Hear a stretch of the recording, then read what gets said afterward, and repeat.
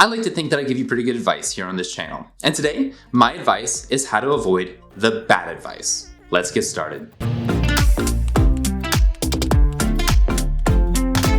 Hello everyone, welcome back. My name is David Webb and I made this channel to give you the best tips on writing and creativity so you can finally finish that book and or have that creative career you've always dreamed of. But how are you ever going to finish that book and launch a successful career if you take bad writing advice? There's a lot of it out there. There's stuff that people tell writers every single day that is just flat out wrong. Bad advice that will trap you and send you spinning around in circles, basically doing nothing. There is a lot of bad advice out there, too much for one video. So today, we're just gonna cover 3. And number 3 is gonna make you mad. So stick around. Number 1, only write when you're inspired. I've talked about this time and time again, but I keep bringing it up because people at every level believe this is true. I was networking with a group of writers, and this publisher, who I think had just written one book in his entire life, said to a room full of authors, only write when you're inspired. Only write when you're feeling creative. I like to think that people who give this terrible advice are just lazy. Too lazy to actually sit down and do the work when they don't feel like it. And what really sucks is the people they give this advice to take it seriously. And they may not be lazy, but they'll sit around waiting for inspiration to strike because some dummy told them to. I know I sound passionate about this, and that's because I am. This is awful advice that you should never give and you should never receive. The more you write, the more your brain will be creative.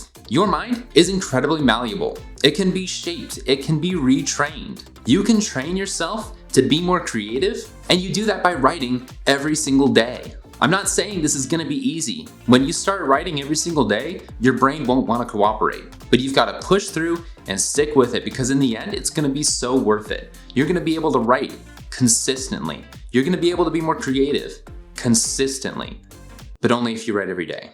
If you want more tips like these, be sure to hit the subscribe button and ring the bell to stay notified. If you want more tips or you want to hear more about a certain subject, be sure to comment down below on what you would like to hear. Number 2, write what you know. This is even more common than the last one, I think. It's some of the most fundamental writing advice that someone can give you.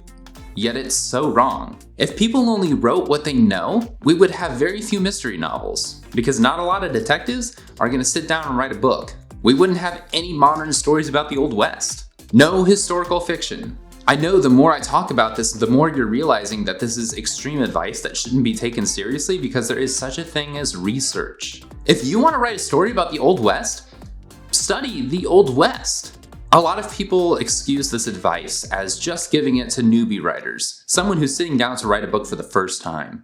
What's that? You're writing a book? Well, you should probably stick with what you know just to be safe. That's just stupid! If you really want to write a story about the Old West and some idiot talks you into writing about your boring, mundane life, can you imagine how quickly you're going to get burnt out on what you're writing?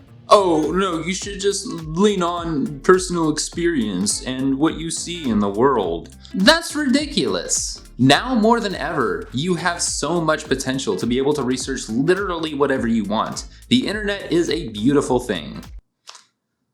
The internet's mostly a beautiful thing. You know, I thought this advice was dying away as the internet became more and more reliable for research, but people are still saying it to this day. Terrible advice, never give it, never listen to it. And number 3, let your characters tell your story for you. Have you lost your mind? We are authors. Our job is to craft the story. You know what kind of people say to let your characters write your story for you? Those who are too lazy to write it themselves. The people who pioneered this advice apparently didn't have enough faith in their own talents and their own research to be able to write a well-structured story that people will actually read, so they just turn to their characters and let them speak to them.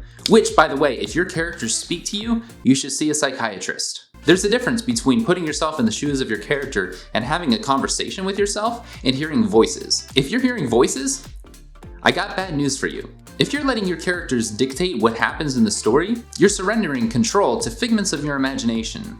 There's also a difference between letting a character's natural arc dictate what happens to them in the story, but only because you're the one who gave them that arc. You're the one who decided what their arc is going to be.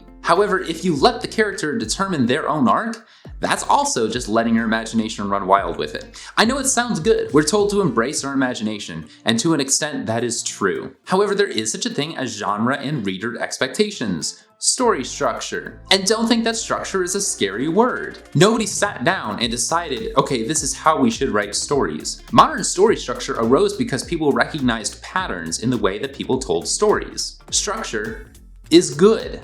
And when you just let yourself hallucinate the plot of your story, you abandon structure, you abandon genre expectations, reader expectations. I know that this is not going to be popular with a lot of you, maybe even most of you, especially you pantsers out there, those of you who write by the seat of your pants. But that's part of the charm of this channel, I think, is that I'll tell you things that other ding-dongs won't.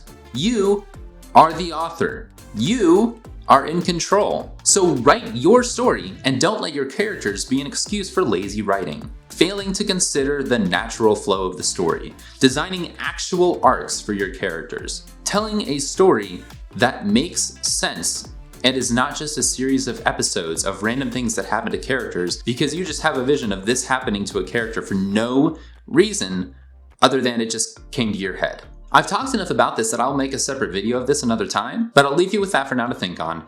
Don't let your characters dictate your story for you. Alright, that's going to be it for me today. Thank you again for joining me. If you found this video helpful, do me a favor and hit the like button. If you're not subscribed, hit the subscribe button and be sure to ring the bell to stay notified of all future uploads. This has been David Webb's harsh but loving writing advice. Can't wait to see you all again next week and get some writing done.